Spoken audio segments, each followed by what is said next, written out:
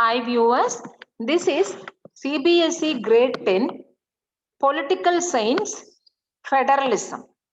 Federalism topic la this is second part. In the first part we have seen the features and meaning of federalism. In second topic, in this topic, let us see what makes India a federal country. To prove that, we have to compare the features. We have seen 7 features of federalism. Those features we have to apply with Indian constitutional provision, and if it satisfies, then those things makes India a federal country. Okay, let us see. Soon after independence, several princely states became a part of the country. We know very well that before independence, India was ruled by more than 500 princely states. Different kings were ruling the kingdoms. So it was, of course, with the great effort of Iron Man of India, Sardar Vallabhbhai Patel, all the princely states had been united into Indian Union. And after that, after his great effort, we have got a Indian Union. The Constitution of India declared that India as a union of states. India as a union of states. Now let us apply the 7 features of the federalism to Indian constitutional provisions. Okay, let us see first part. What is the first feature? First feature is two or more than two levels of government. Do we have? Yes. Originally, India had 2-tier system of government, that is central government and state government. Later, a 3rd-tier system of federalism was added, like panchayats and municipalities. So, first feature is satisfied. Let us move on to the second feature. What is the second feature? Jurisdiction of each level of government is specified in the constitution. So do we have? Yes. We have union list, state list and concurrent list. In the union list, we have clearly specified the subjects which are all comes under the jurisdiction of the union government. I mean, which are all the subjects under the control of central government. Jurisdiction is the area under the control, the legal authority of that area over legal authority of a particular state over the particular area. So jurisdiction. So union list or jurisdictions, what are that? What are the subjects included in the union list? Subjects of national importance and the subjects which need uniform policy. What are the subjects of national importance? That is the subjects which are of defense and foreign currency, foreign affairs, banking and currency. For example, defense of the nation is national importance. If it is given to all the states authority, different authorities, different states will have different opinion, and when we are in a position to take important decisions, we will be in a confused stage, like Pulwama attack, whether to attack that Pakistan or not was the problem. In such situation, different states will have different opinions, so we cannot have quick decision, we cannot take quick decision and quick attack. Okay, so these are all. And currency, if it is authorized for all the states, every states will be telling that mine should be the common currency, mine should be the common currency. So India full we need a uniform policy. So all over the India, rupee only should be the currency. So like that, the subjects of national importance as well as the subjects which need a uniform policy all over the nation are listed in union list. I mean, these subjects, over these subjects, central government has powers. So central government or jurisdiction, these subjects come. Okay, what are the subjects? Jurisdiction of central government: defense, foreign affairs, banking, communication and currency. Only the central government can take laws on these subjects. Now let us move on to the what is the jurisdiction of state government. State government is day-to-day activities, the subjects which are of day-to-day activities and local importance. So what are the subjects? Police. If any criminal offense occurs, the state government cannot come and interfere, it will take long time. So it is day-to-day and local importance subject. Police, trade, commerce, agriculture, and irrigation. Only the state government is empowered to make laws on these subjects.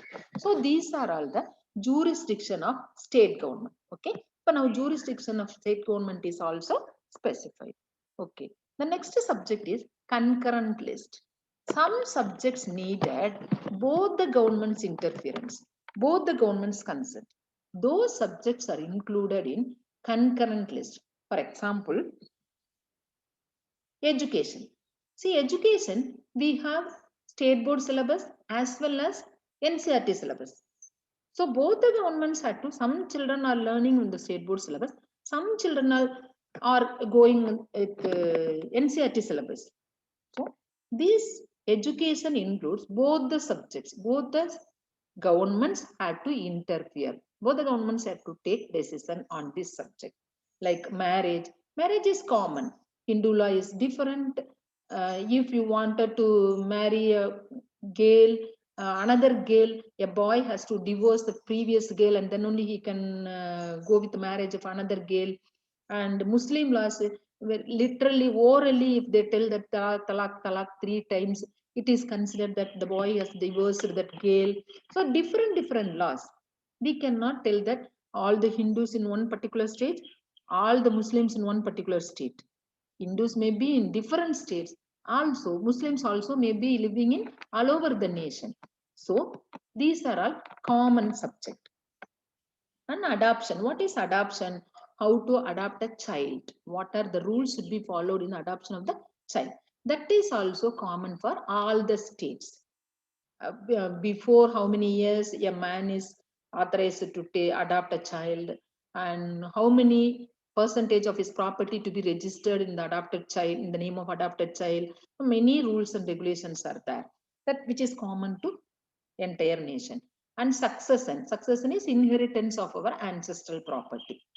Like Hindu Succession Amendment Act 2005, we have the equal, I mean, women and all women, I mean, mother, wife, and all the female children have the right to inherit the father's property of equal share from his father property or ancestral property for women after the Hindu Succession Amendment Act of 2005. Okay, like, so these subjects like education, forest, trade union, and marriage, adoption, and succession are the jurisdictions. Both the governments, I mean central government as well as the state government, can take decisions.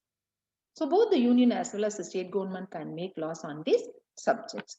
Okay, you may ask me, if central government and state government has different opinions, then what can be done now? In case if the conflict occurs, the central government or decisions will be the final decision. The central government or opinion will prevail. Okay. Now, so in this system, okay, now some subjects are there which are not included when the constitution is being made. There was no subject at all, like computer. There are new subjects. It will be included in, new arrivals will be included in which list, you may ask. So our constitution makers are very brilliant and they were speculative. They made a separate list called residuary subjects, which are all the subjects which are all not included in the state list, union list, and concurrent list. New subjects, new arrivals will be included in residuary subjects. For example, computer software. So after the when the constitution was being made, no computer at all, no computer software. So in these subjects, who will be the, whose jurisdiction these new subjects will come, residuary subjects will come. Because new arrivals, it may have many problems. Different states will have different utilization of the problem. They may misuse it, or many problems may occur. So that also our constitution makers intelligently they have included in the jurisdiction of central government. Okay, so the subjects which are not included or which were not present at the time of constitution making were included in the residuary subjects and these residuary subjects jurisdiction is given to union government. Okay, so in this feature we have seen that jurisdiction of each level of government is clearly specified in the constitution. Okay, now let us move on to the third feature. What is third feature? Holding together federations do not have identical powers. All the states in the federalism do not have identical powers. Some states have little powers and some states have special status. So for example, in our country, according to Article 370, Jammu Kashmir was given a special status because it is a border state. It was given a special status. How it was given a special status? Which based on what provisions? See, many provisions of the Indian constitutions are not applicable to the state. See, all the provisions of the Indian constitution is applicable to the entire nation, but many provisions are not applicable to the Kashmir.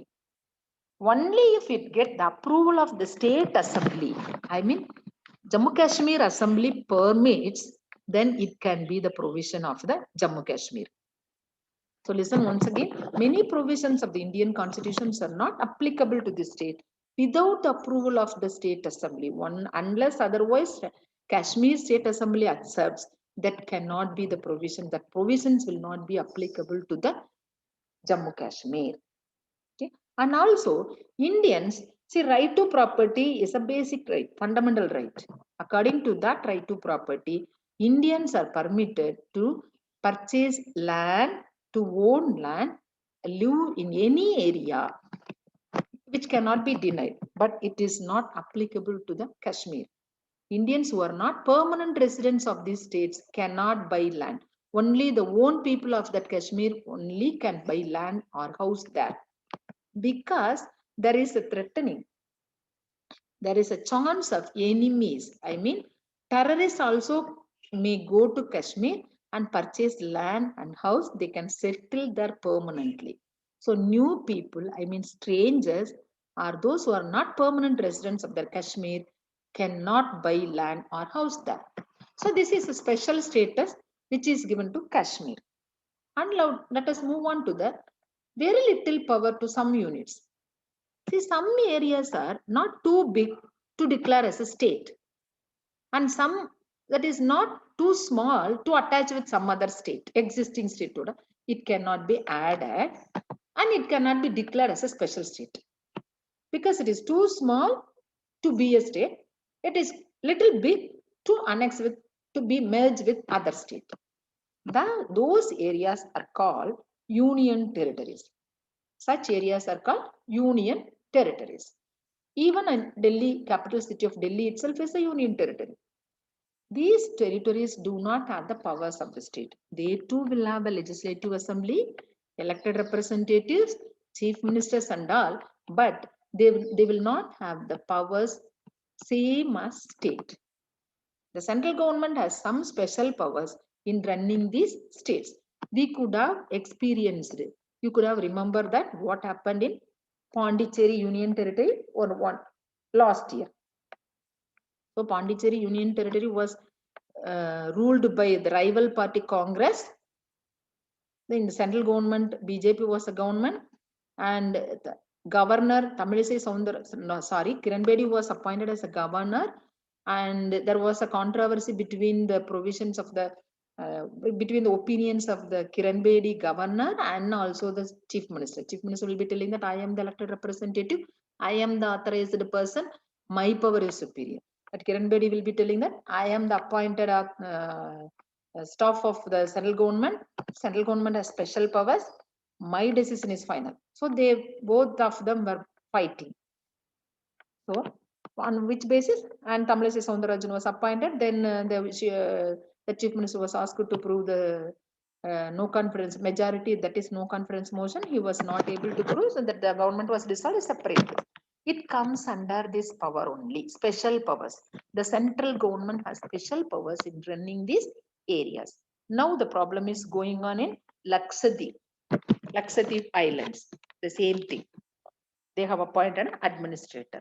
So some states enjoy very little power those states are called union territories. Those union territories do not have the powers of a state. Central government has special powers in running these areas. Fourth. The next point, let us move on to the fourth feature. Fourth feature is fundamental provisions of the constitution is cannot be unilaterally changed by one level of government. Even though that subject comes under the jurisdiction of central government cannot take decision on its own. Even though it comes under the jurisdiction of the state government alone cannot take decision on changing the fundamental provisions of the constitution. Only in this fundamental provisions of the constitution cannot be unilaterally changed by one level of government. It needs the consent of both central government as well as the state government. Let us see. See, in our country, sharing of power between the union and state government is basic structure to the constitution. This power sharing cannot be touched. This is the basic provision of the fundamental provision of the constitution. This cannot be changed by central government or state government. Both the governments, if they wanted to change any fundamental provisions of the constitution, it has to get majority by both the houses of, 2/3 majority by both the houses of the parliament. Lok Sabha and Rajya Sabha. Both the houses have to give 2/3 of majority. Plus, and also half of the states, at least half of the states. We have 28 states. At least 14 states have to say yes to the provision. Then only fundamental provisions of the constitution can be changed. So, fundamental provisions of the constitution cannot be changed unilaterally by one level of government. This feature also satisfies. We have to get 2/3 majority from both the houses of the parliament and plus at least half of the total states consent. Then only we can touch the fundamental provisions of the constitution. So fourth feature is also satisfies. Then let us move on to the fifth feature. What is fifth feature? The court has the power to interpret the constitution. The courts have the power to interpret the constitution regarding the powers of the government we have seen. So let us see. Here in India, judiciary plays an important role in implementation of constitutional provisions. So judiciary, courts, if any dispute arises between the division of powers, central government will say this is my jurisdiction, state government will say this is my jurisdiction. In such case, the Supreme Court, apex court, decision of apex court is final. The courts have the power to interpret the constitution regarding the division of power. Okay. The fifth feature also okay. Now let us move on to the sixth feature. What is sixth feature? Individual states have, source of income of each level of government is specified. You can go back with the features of constitution, federalism, and you can compare. So sixth feature is source of income of each level of government is specified clearly to ensure financial autonomy of each level of government is a point. Now let us see. Do we have? Yes. In the union and state governments have the power to raise resources by levying taxes. GST can be levied by which state, which authority? Central government or state government. Central government has imposed GST, and one portion of the income will be given to the state governments also.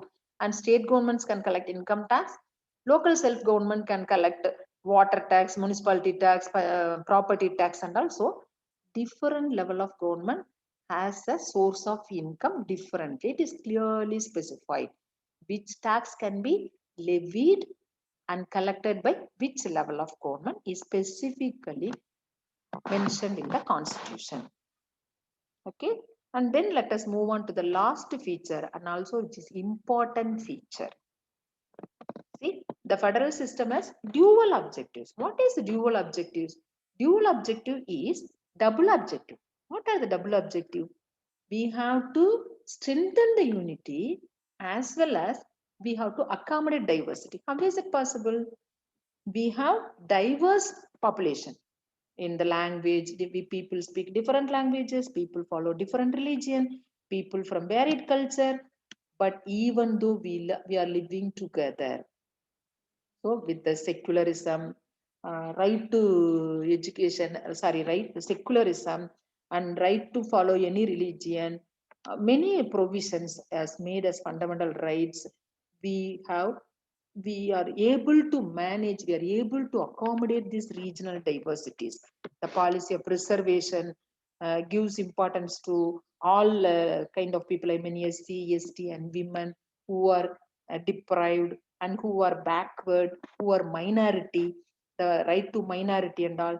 So many provisions, reservations and secularism policy, these things help India to accommodate diversity. At the same time, we are able to strengthen our unity of the nation. Okay, so we fulfill this feature also. So India is a land of unity in diversity. We are successfully maintaining the regional diversity. We are strengthening unity. At the same time, we are able to accommodate diversities. Okay, so India is a federal country. These features make India as a federal country. Now tell me, India is a federal country or not? Of course, we can proudly say that India is a federal country. Okay, so in the next chapter, let us see what are the major decisions taken to strengthen the federalism of India. Okay, so let us have a recap in this. What are the features matching? First one, two levels of government. What makes India a federal country? India has two levels of government. Yes, three-tier system we have. Jurisdiction of each level of government is specifically cleared in the constitution. Yes, union list, state list, concurrent list. Yes, jurisdiction of each level of government is defined clearly in the constitution. The third point, some states have, not all the states have identical powers. Some states have special powers, special status, and some states have least power on which the central government has special powers on running these areas called union territories. Then any fundamental provisions of the constitution cannot be unilaterally changed by one level of government. It has to get two-thirds majority from both the houses of the parliament, and also it has to get consent from at least half of the total states, and courts have the final authority to courts have the power to interpret the constitution. Then all levels of government, the source of income for this level of government is specifically clearly mentioned in the constitution. Then it has dual objectives, I mean to safeguard and promote unity of the country, as well as at the same time we have to accommodate regional diversity. India is doing it successfully.